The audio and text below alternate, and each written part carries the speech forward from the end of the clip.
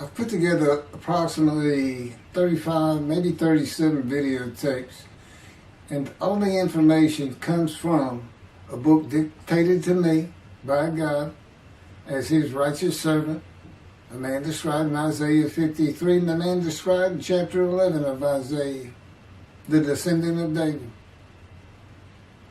the twig from a shoot that grows out of the stump of Jesse, and it is a stump because of the vanished and felled ancestral tree of the kings of Judah, the line of Jesus. He cannot be the man of chapter 11. He's not the anointed one. He's not son of David. None of that's true. The other book, that book is called Isaiah 53 in the Day of the Lord. And there's about 3 chapters in those particular videotapes that come from the second book that we wrote not too long ago. He dictated to me. It's the story of my life. It's to show you how I fit the verses of Isaiah 53 with regard primarily to suffering, familiar with disease. So that would be wounded, and as it turns out, cancer. But the other words that you find in Isaiah 53, punishment, maltreatment, crushing, bruising, chastisement, okay, that is all in God's power. That's all in God's power, all those words. But the books are unpublished, shunned and despised, the kind of afflicted by God, played. Nobody understands it. This is so different than the Judaism the Jewish people have been taught. This Messianic era that will never occur. And we know it's not going to occur now once you believe who I am and how you cannot. After the mountain of evidence I have presented that is in those books, just as Moses today would have to say, well, look, I wrote Leviticus. You think I just came up with that? You think I just came up with all this information? Did I know how God speaks through an angel and who that angel is? Moses walks by a burning bush that's not consumed. The angel of the Lord's in the bush and God speaks. I'm the one who explained that to you. I shouldn't have to go any further than that. But God says the rabbis, the shepherds, they never listen to my prophet. They think they know everything. Well, I'm going to keep showing that they don't. This is primarily for the people who listen to them and not them. I don't expect them to ever respond. Because by responding, they'd have to say they've been wrong. Or that's just not what we believe. And so they won't change. The bottom line is they make money on it. That's the bottom line. God had me watch a video of Tovia Singer just for this one purpose I'm about to tell you. He said, watch him raise his hand. He raises his hand to do his hair or rub his nose or something, and it's this big, fat gold watch. And this is how you know this is a God of old. He said, look at that. Look at that. I said, well, he does dive. He skin dives, scuba dives. So it might be a scuba watch. He said, that's no scuba watch. That's just a big, fat gold watch for everyone to see. And he makes his money on Isaiah 53. God tells me, at least that's how he really got going. I don't know. I know he has a radio show. But remember, I'm in the fire of refinement. Everything God does with me is to draw emotions, because I'm going to be emotionless once I get to Israel, for the most part. He'll let me feel what he wants me to feel. But nobody can get under my skin. You can't bother me. Even if I seem like I'm mad, it doesn't carry over to my insides. And I don't think about it any more than while I'm, as they would say today, on a rant, getting on somebody. But, I bring his reckoning. I laugh. I tell him, you know what I am, don't you, guy? He said, I know you're a lot of things. I said, no, I'm the reckoning, and I am the wrath. That's what I am. He laughed. Holy Spirit laughed. I said, you know, righteous servant, David the shepherd, Elijah, prophet like Moses. You know, I like wrath. What's his name? Wrath. What does he do? He brings a reckoning. But anyway, I'm going to go through these early years of mine before God spoke to me. It's chapters 1 through 6. Chapter 7 is God speaks to an atheist, and I've already videotaped that. Walking with God, and something on visions and visuals. So the first chapter, this is what he told me to write down birth and tragedy. I was born in Bryan College Station, Texas on February, this just in from the Holy Spirit, yes. Like he couldn't ask me before I started. Yes. Oh, this is only for the people who come to believe in me. I don't expect anybody who's been viewing these materials and, you know, nobody's really subscribing, a handful, to be believed. Again, I can't imagine. I don't know what you people want. I don't know who you think's going to come to do something different. How are you going to know who David is? I mean, according to Judaism, there is no description of him. How are you going to know who he is? All this being presented, and I know Jewish people have seen it, only 60% of the views are coming from the United States. Now, I don't know that means 40% is coming from Israel. Probably not. You got Canada, that's be a big follower on my WordPress site. And really just all the countries of the world at one time or another have looked at some of this information as I wrote my blog, and the blogs became chapters. But I'm assuming some Jews have heard of what some man is saying. He is Moshiach. And they're watching. Well, this is for those who come to believe. The people who want to be the witnesses. The many made righteous. By my knowledge. By the things I can tell you that God would have me say to you. So, you know, this might be bored to tears with others, but it does show suffering, pain, and emotional pain, my background, and just who I am. Not just some kook out here. You know, people say, well, he's hearing voices. I mean, listen, I was a lawyer, and I even did criminal law. I've seen some of these people who hear voices. I promise you, you know that's a person who should be hearing voices when you just see them and watch them for a couple of minutes. It's not me. Excuse me. Okay, I was born in Bryan College Station, Texas on February 21st, 1957. And that's interesting because that's the year the first satellite went up.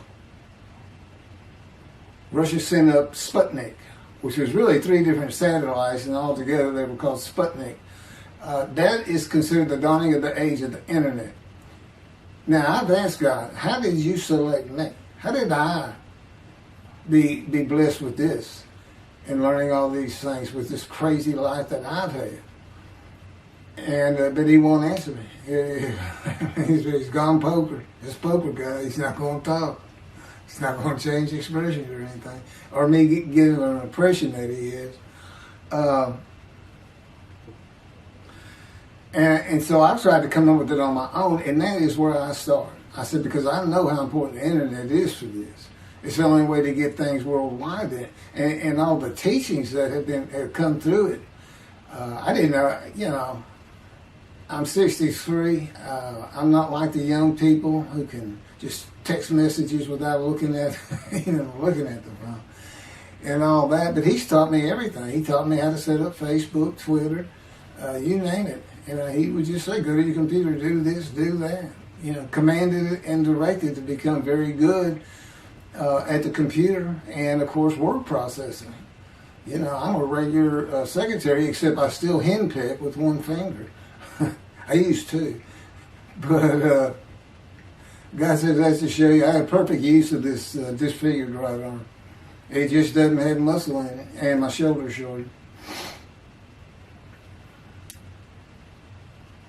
Anyway, I was born in Bryan College Station, and that's where Texas A&M University is. And my dad was attending Texas A&M when I was born. I I graduated from there 22 years later, which is a story in and of itself. So I was born premature in the 7th month of my mom's pregnancy. I was born in February, and there were many complications. My parents were told I would not make it through the night, and they should just take me home. Mind you, this is 63 years ago. The biggest problem was that my insides had not fully formed, and it was impossible for me to take milk. Mamie, my great-grandmother, told my parents, boil rice. Feed him the rice water. It's got all kinds of nutrients and minerals in it. Dad says he threw out a mountain of rice those first few months. And it would not be my last encounter with death. So my dad graduated and we moved to Metairie, Louisiana. And his first job is an oil and gas geologist. He looks for oil and tries to sell deals to people who can raise money to drill. He gets money up front and a percentage of production once they get their money back. That's what he's done his whole life. And I became, as a lawyer, I became board certified specialist in oil, gas, and mineral law because I had found it so interesting. As a young boy, I became interested. But he rarely had time for us. The other part, I said, okay, well, I was born when the dawning of the internet, so he's got a selection process for 57. And I come from a dysfunctional family. Lots of drinkers, lots of fighters. And on my mom, her grandfather committed suicide. It's tragedy. Birth and tragedy. In the Great Depression, he lost everything. He owned land in what is now downtown Dallas. But then when she was about 4 or 5, her mother went down to the market square in Crockett, Texas, small East Texas town. Everybody has their courthouse in the center of town, and there's streets on either side with stores. She went to the hardware store and purchased rat poison. She hadn't gotten hardly out the door when she opened it and took it herself. Died right there on Main Street in the middle of the day in a little small town. I don't know how long that would have been. My mom's 85 or 6. She was 4 or 5, almost 80 years ago. So I'm sure it was quite an event. And her dad took her and her sister's about 2 years older, to Metairie, and not Metairie, to someplace in Louisiana. But could have been Baton Rouge. And her father became a elevator operator. And you can still find this in Houston. When I was at law school, I went to law school downtown Houston, but South Texas College of Law. And at the courthouse, they would have somebody sitting in there on a little stool and with a lever and take you up or down, take everybody up or down. With all the lawyers coming in for the court cases, it was packed. I'm sure they've done away with it by now. But that's what he did. And they found him one day or night. He had taken out a pistol, he shot himself in the head and killed himself. So now she had suicides on both sides of her family. And her father's brother took the 2 girls in. He actually adopted them. And when she was about 10 or so, I believe, she's with him out in some shack in East Texas. And, there's not even phone in this place. And he took a shotgun, and I'm sure he'd been drinking. They were all known for it. And blew his head off right in front of her. I mean, that's all the circumstances I know about it. It doesn't sound like a good scene at all, but it scarred her for life. Okay, we've been taking care of her from the get-go. My father amazes me to no end. What he has done to care for her. See, they knew that was his sweetheart. Eventually, now at 10 years old, that's who he married. And they're both from Crockett, Texas. Small town people. I still take care of them. They've taken care of me for 10 years. God took me from society. He made me quit law. terminate my law license in Hawaii and Texas, and took me into poverty. I've been in poverty for 13 years until I just now filed for Social Security early. But I give them more than 90% of it to make up for everything they've given me for 13 years. While I'm in God's fire of refinement, learning everything I need to know. And I have learned much. There ain't any question.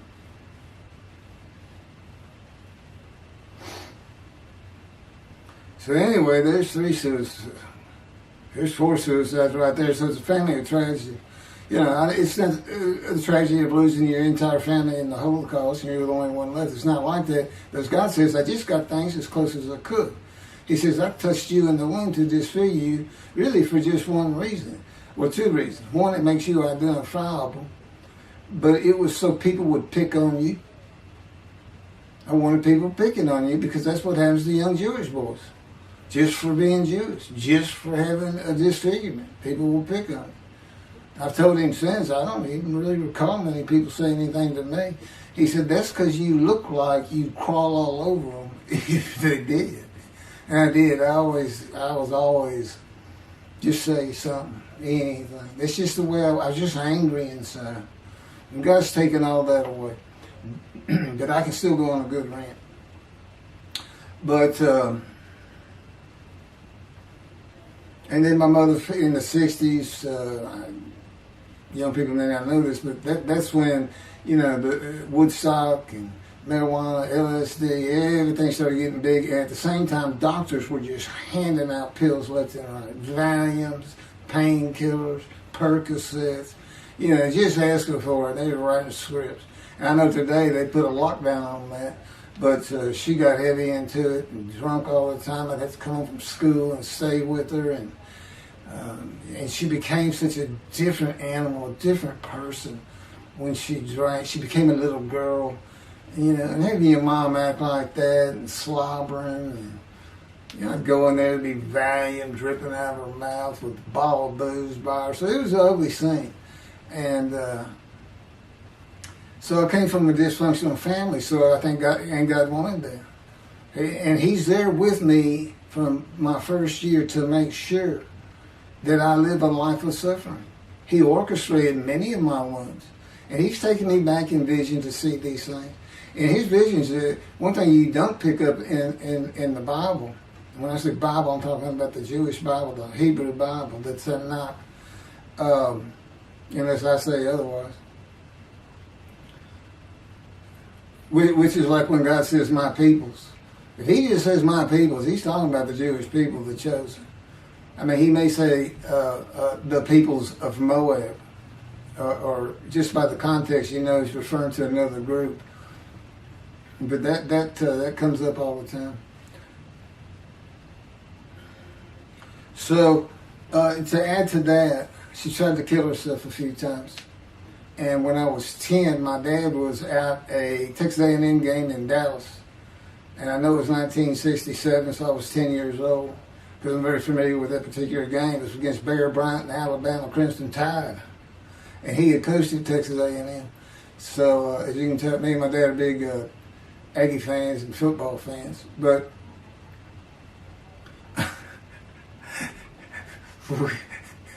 I had been assured we'll be able to see those games in Israel.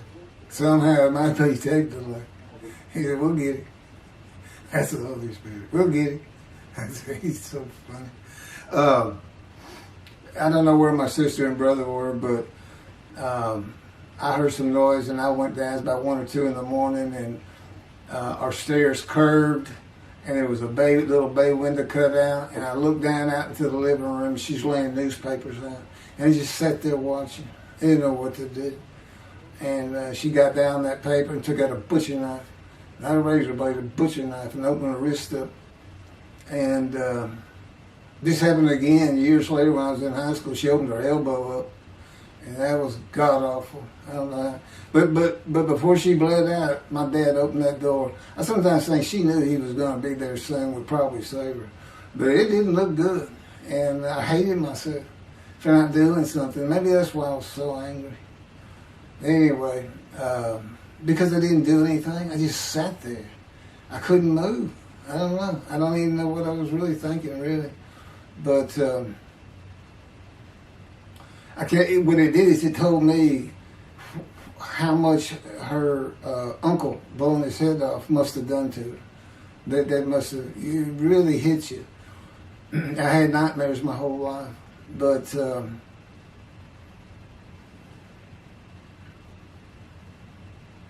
I was 16 when she did the thing with the knife. But you know what? My dad finally got her he got her the best psychiatric care in Houston, Texas, and that's big because we got a medical center that's renowned throughout the world. And they put me back together many a time. And she never did that again. And the amazing thing is how different she is in her very advanced old age. I mean, it's like she was never that person of the 60s and the 70s and the 80s. I don't know how my dad survived it. I'd have never stayed. I'd have taken the kids and said, try to find us. But he's not like that. I've never seen two people who love each other so much. It's crazy. But anyway, I was married for 20 years and we weren't like that at all. We're finally divorced for irreconcilable differences. Okay, my first major surgeries when I was 2 years old. My first surgery. Up above here, I have a scar. I had my first of many surgeries. Been born without my right pectoral muscle, small shoulder, withered arm. And then there was some, the movement of my arm was restricted. There was some tissue in here that had to be cut out. So they opened me up and did that. I was born right-handed, but I do everything left-handed. Except for light things, like I shoot a basketball right-handed. I throw a ball right-handed. Darts, things like that. But bowling, I'm left-handed. You know, anything heavy. And I was quite an athlete. If I'd had two good arms, I'd have probably been on scholarship. I was already offered a partial scholarship at a small school for track, even with this bad arm. But I just didn't have the fast start. You got to have two strong arms just pushing out in front of you. But I was some kind of quick and fast. So, we moved back to Houston to a place called West University, a suburb. And this little story, I don't even like telling it, but God tells me I have to. And he had something to do with it. But I'm not going to go into that part of it. So anyway, I had decided when I was in the second grade, I was tired of school, didn't want to go anymore. I don't exactly know why. I just know I said, that's it, and now I'm not going. Dad came to get me up and take me to school until I'm not going. And it was on. He was going to get me there. It took him about an hour to get me to the car. Fighting and screaming and running around and hiding, getting under bed. You name it, I was doing it. And but anyway, he finally gets me to the school, but he's too tired. He wasn't even going to try to get me out of the car by himself. So he get out, and he goes and gets the principal. Now, my dad's about 6'2", but he's real slim. And but he comes out with his principal, who's taller than he is, and he's a hefty guy. He's burly. Anyway, so they come, they said, get out of the car. I said, I'm not getting out of the car. I'd already locked the doors. Only the two front doors were locked, and it was those locks that you pull up and push down. So my dad used the key, and he popped that lock up, and I slammed it back down. He said, I'm not going to school, I told you. He throws some keys. They start throwing the keys at one another over the roof. And the principal was trying the same thing, and I'm slamming his door. I'm leaping across the car. Bam. I don't know how long I went, but they finally, in 5 minutes maybe, seemed like an eternity. I was terrorized. That's the way I look at it. Anyway, the principal got it open, and I saw that door open, and I got back on the far other side of by the steering wheel with my back against that door. I curled up like a ball, had my knees on my chest, and he reached in to get me. And I unleashed on him, kicking him in the face with everything I had. He broke his glasses, and his orbital bone got shattered. So, That wasn't my first principal either. There's another one. So, but anyway, so they carried me in, and it was very embarrassing. I was crying. But again, funny thing, nobody, because I stayed with this same group for 9 years, going to West University and the junior high there that you go to. Nobody ever said anything to me about it. And I knew some of those kids that were in that class.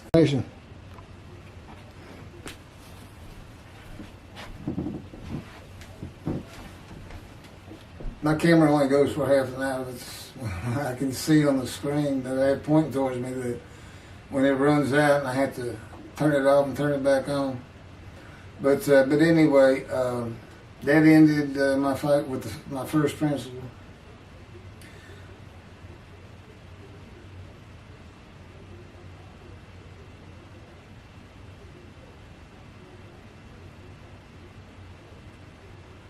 Yeah, here it is right here.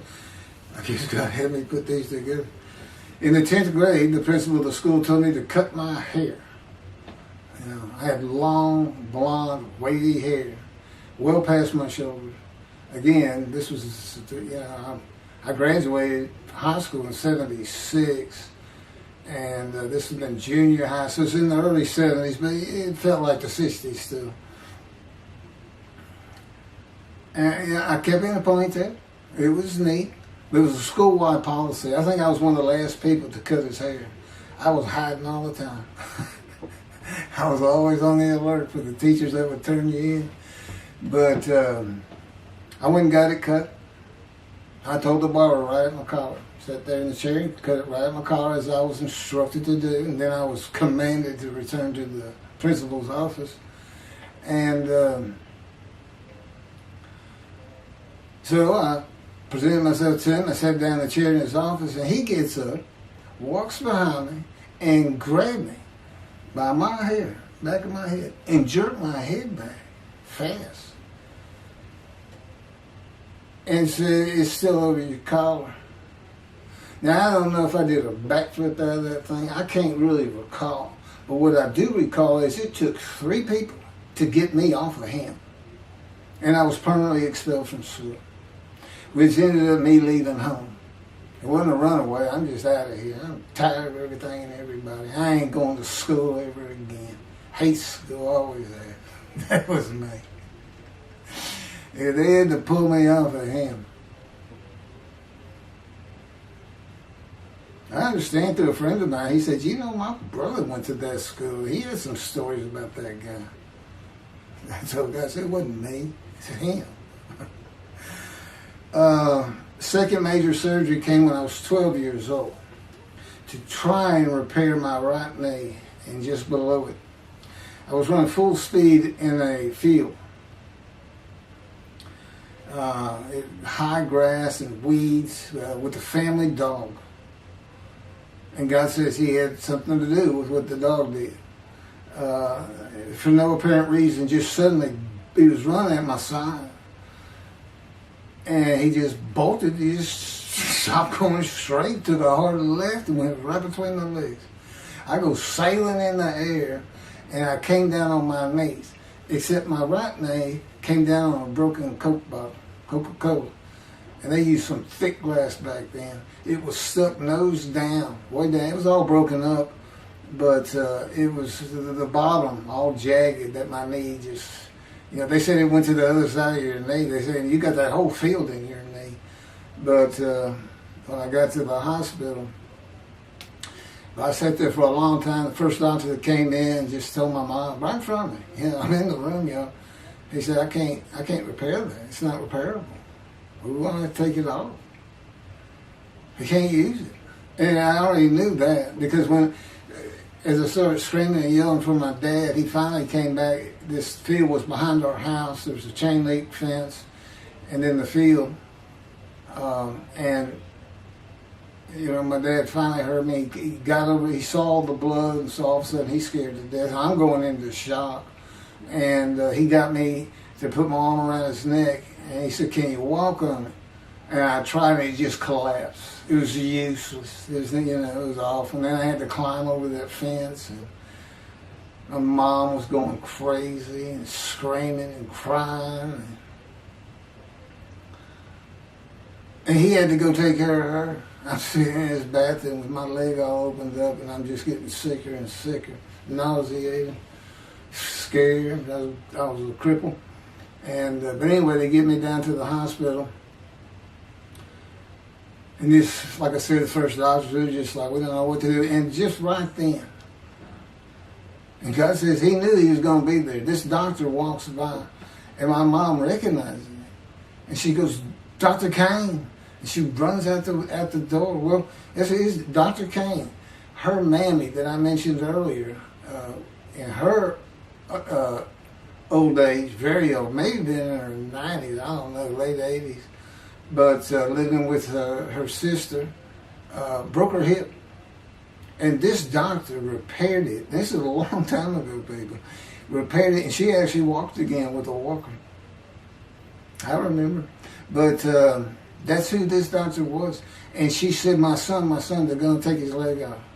You've got to come look at it. And this Dr. Kane actually became the medical doctor for the Houston Oilers. He repaired many in me before and after me.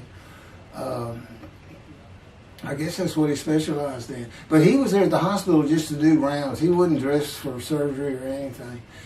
But he came in that room, and I mean, he was livid when he looked at my knee and knew how I'd been there for like 5 hours at this time. And he just started barking orders about getting me prepped for surgery, and he takes off to go get prepped. And they literally ran me down to surgery in a gurney. I mean, they were trying.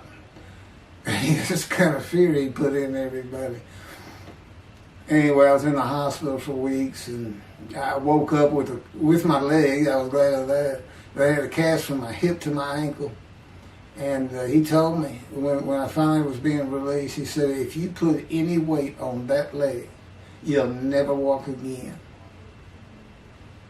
So, I can't remember, 6 weeks. I don't know how long it was that I had that cast on. It wasn't my first cast, it wasn't my last. Or maybe it was my first, but it wasn't my last. That's another story. We're not getting very far.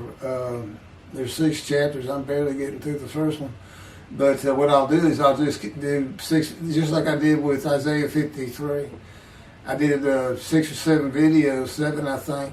But then I joined them all together and put it as one video, the definitive commentary of Isaiah 53, which comes straight from God, by the way. I mean, you can contest what I'm saying all you want, but it makes perfect sense. For the first time, Isaiah 53 is explained. Now, how did I become the smartest religious Jew in the world who can see that? And what the wounding and the punishment, everything's about, and how it's really, in some ways, a snare for the Gentiles for the day of the Lord. Because he knows he can take me and just decimate any argument they want to put forth. You know, in particular, I'm blemished. I'm the Antichrist. In that I am the exact opposite of Jesus Christ. Okay? He's so smart, he was teaching synagogue at 12. Supposedly he was a perfect, beautiful man. I'm disfigured. You know, I'm not bad looking, but I'm not, I'm not Brad Pitt or anything. Anyway, and sinner, I was, as I tell God, I wasn't an habitual sinner. I was a good person. I was good to other people. I was very compassionate. I said there was already a lot of humble in me. I didn't laud myself and the things I could do over others. Like being the fastest guy on top 5 at school and the fastest in the neighborhood. I didn't brag on myself. But as he took me back through my life and informed me when things were sins, it just seems like I touched on all of them. And if murder in your heart is actually committing that sin, as the Christians say, I don't really go with that, but then there's really not much I've missed. So I'm a sinner. And, all Jesus can say is, well, I'm a sinner too. I'm lying. All you got to do is read the scripture in the Gospels. You see where I'm lying. That's easy. And I came from the banished line. I thought I was the man of Isaiah 53. I thought I was going to be exposed to death, but given long life. This is what he would tell you if he was here. He said, but you know what happened? They crucified me. And on the cross, I realized I'm not that man. This isn't exposure to death. This looks like a sure thing. Father, Father, Father, why have you forsaken me?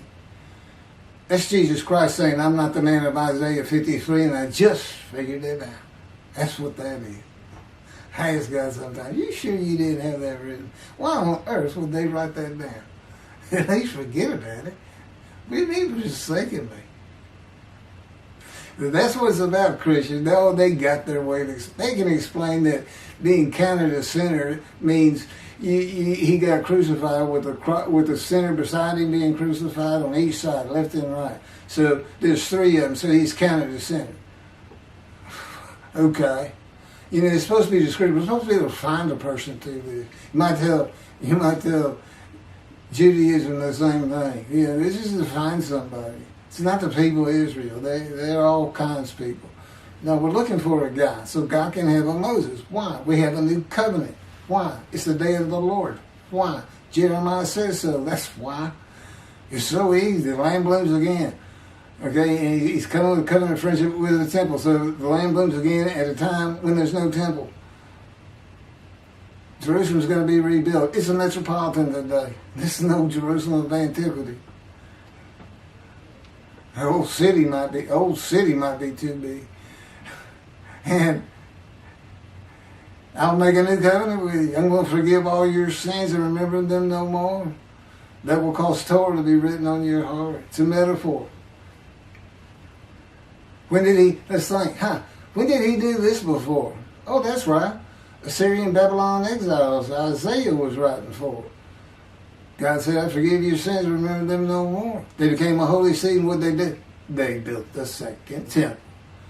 What are we missing? The third temple. It's just so easy. So it is the day of the Lord. There ain't any question of that. I'm just telling you, it started with the Russians sending up Sputnik. Those old Ruskies. And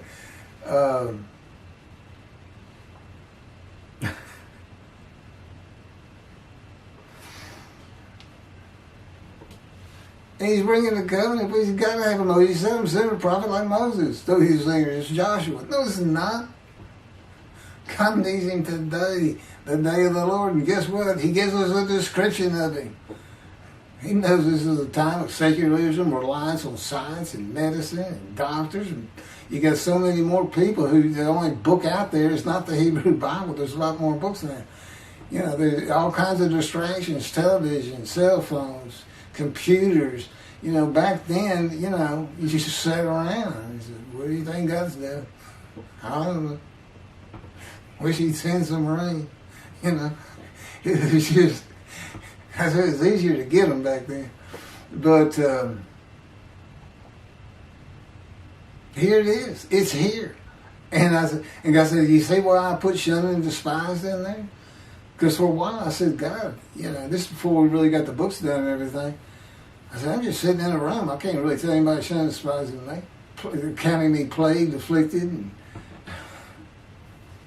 by God, and everything else. He said, well, how you feel now that we've been putting all this on the internet and everything? I said, I feel shunned and despised. Yeah. I can tell they know. There's no question this hasn't gotten back to those two. I said, you keep attacking them like this and I'll be certainly sure, just in case I'm wrong. But, because he won't actually tell me, he won't tell me anything, this is a rule of thumb, he won't tell me anything that I cannot find out or become knowledgeable on or informed on of my own, which means about nothing because we're in a room all the time. The adjunct of the Holy of Holies, what I call it. I live in the Holy. I'm like the priest the only person who could go into the Holy of Holies was the high priest. And that's what I'm like. As a matter of fact, God had me write down, just as he had David write down, a new Psalm, 151, where God said, and it's on a video, where God is speaking, where the Lord came to me and God said, quote, and within that, he says that he declared me. We actually used the psalm where he declares it for David. He declared me an eternal priest in the order of Melchizedek and King David. and a rightful king, small k, and a rightful king. And he also declared, I'm the righteous servant. I mean, that's God talking. I mean, he's using it. When he dictated to me, it wasn't, to be written in my personality. That's him. That's him doing a new song. So, because he does that. Even in the writings, the person doing the writing, whatever prophet it was, or Moses, or David, if he wrote Samuel 2 and Kings 1 until he died. As I said, God says, just assume the central character is the one I had writing, because their lives change when I come to them, just like mine's changed. This is not anything I could have ever conceived or even bothered thinking of. I'd have never read the Bible my whole life if he hadn't told me, we're going to the bookstore and get you a Tanakh. That was 13 years ago. And my answer was, what's a Tanakh? I didn't know anything. And look at all this knowledge. But this is it. This is the only power he's going to use in creation. He's not going to perform miracles. He's not going to have me performing miracles. And he's not. He said, the only power I'm going to use is on you. What I can get you to do. He said, I can take a Gentile Texan and take him to Israel and get my temple built. Okay. He said, because that's what you say to God all the time. Okay. And one night, I hadn't even read Isaiah 53. He didn't come to me and just say, offer yourself for guilt. I crush you with cancer. It was me that did. That's not, I wouldn't have known what he was talking about. We finally get to Isaiah a couple of years later. He said, Keith, read Isaiah 53. I said, okay. And so I read it. I said, okay, finish it. He said, who do you think that is? I said, I have no idea. I can barely read it. I didn't know what it's saying. I said, I think these two verses ought to be up here. I said, you sure nobody messed with this thing? He said, nobody messed with it. It's just that I had Isaiah write it.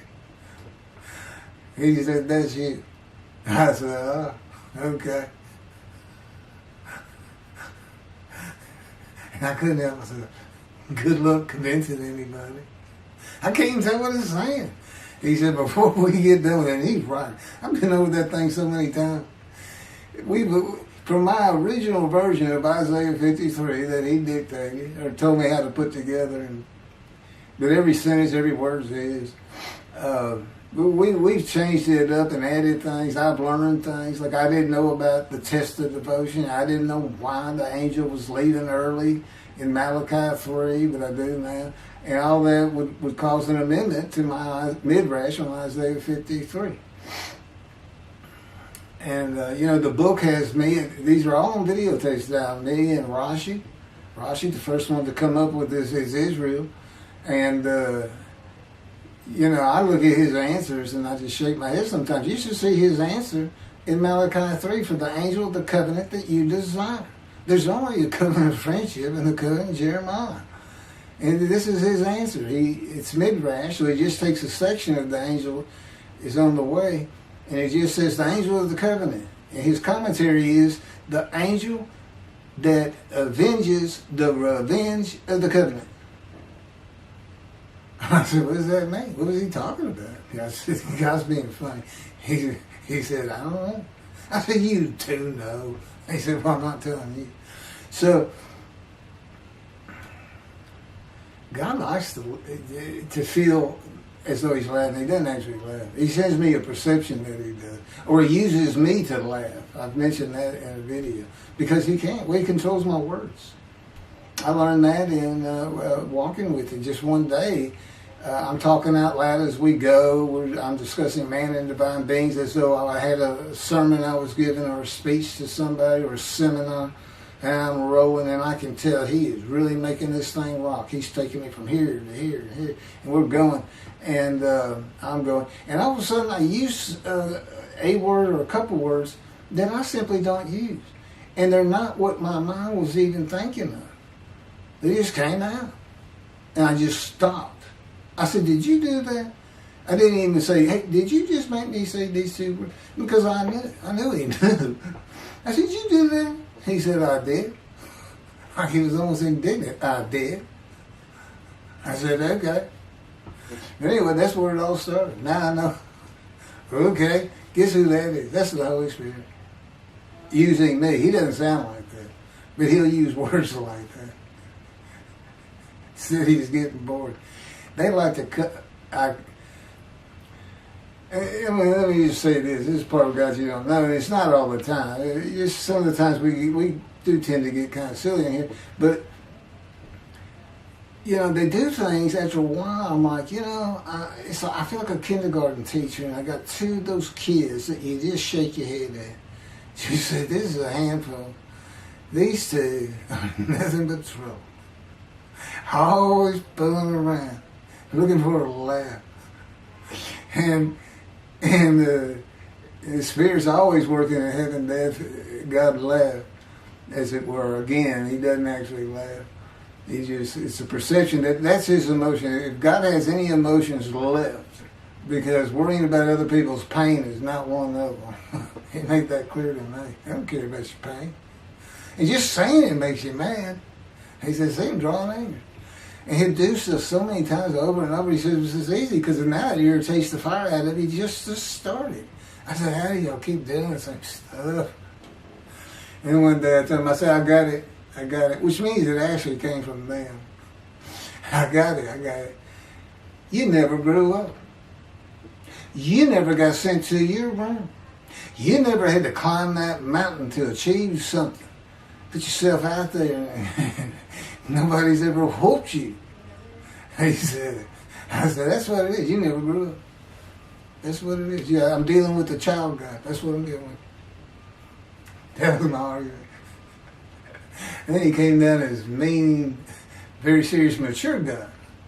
And I didn't bring that argument up anymore.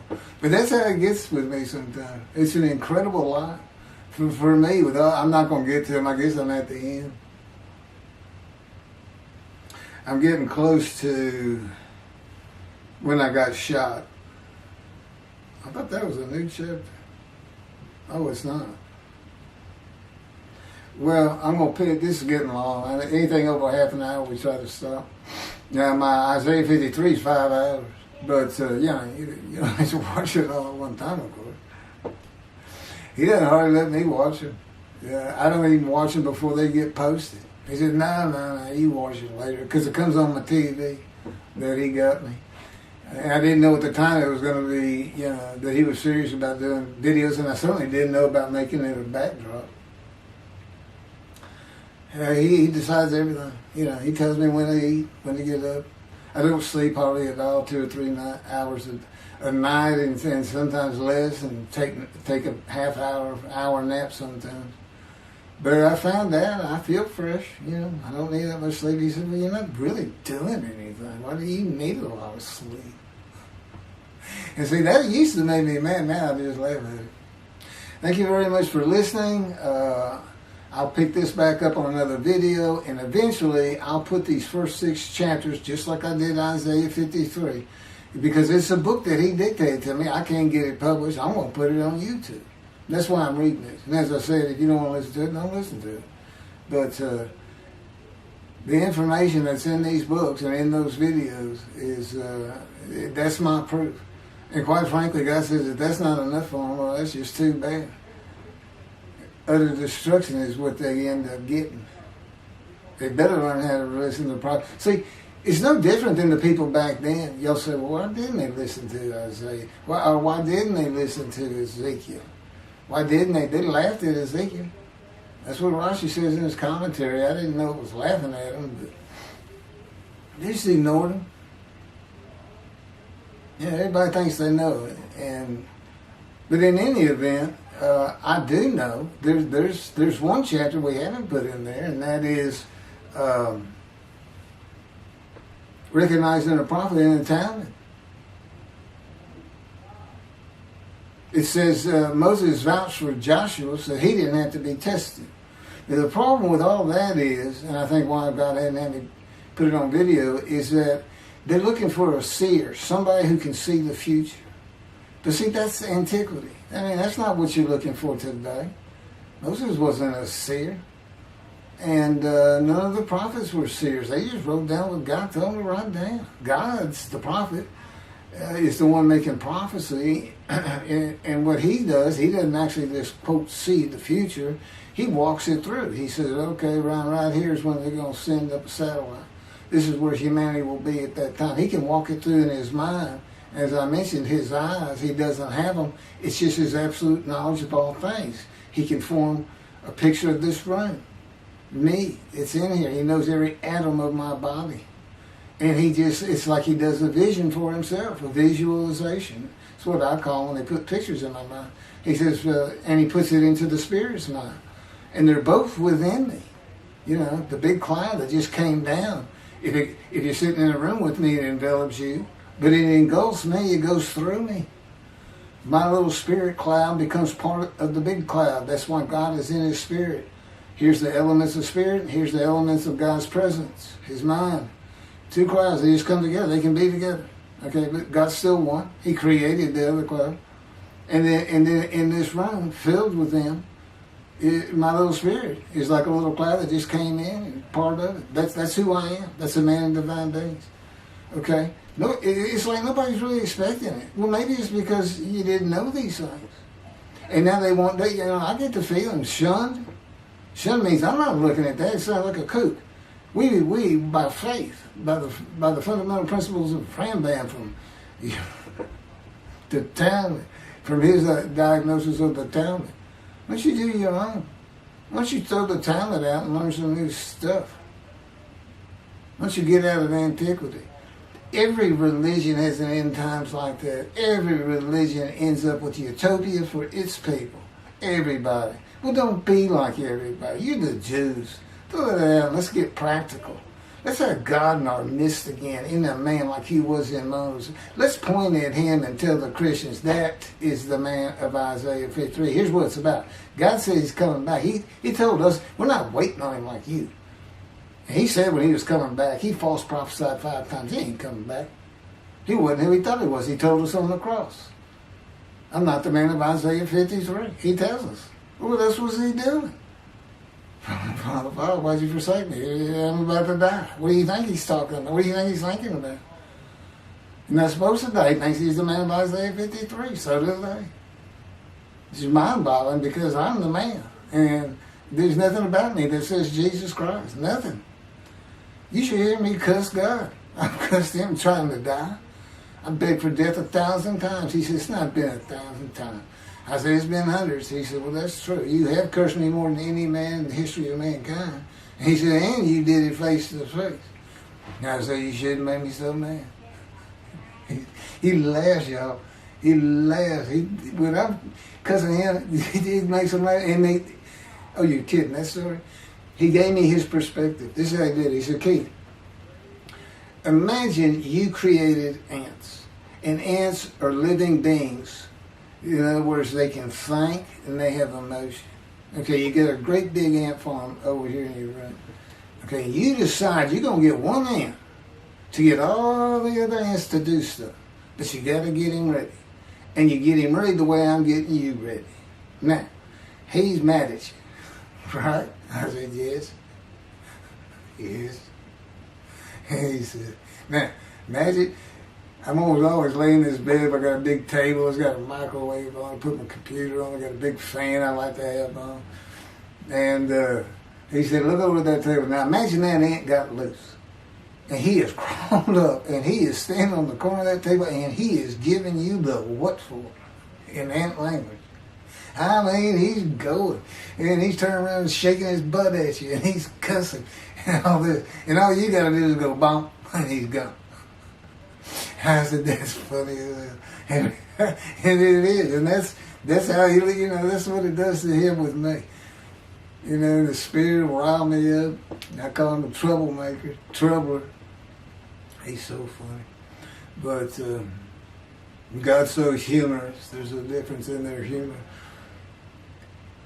Okay, that wraps up. I'm told that does wrap it up. I'm going to pick up a gunshot. I guess it was worse than the accident to my knee. They ended up opening me up from between my breast and my pelvic bone, and now it's been 3 times. And eventually, you know, the lung cancer and colon cancer and skin cancer. But the lung cancer is when they told you should have died from the colon cancer. He said, but this is it. We can't treat that. It's too advanced. You're gone and prepare to die.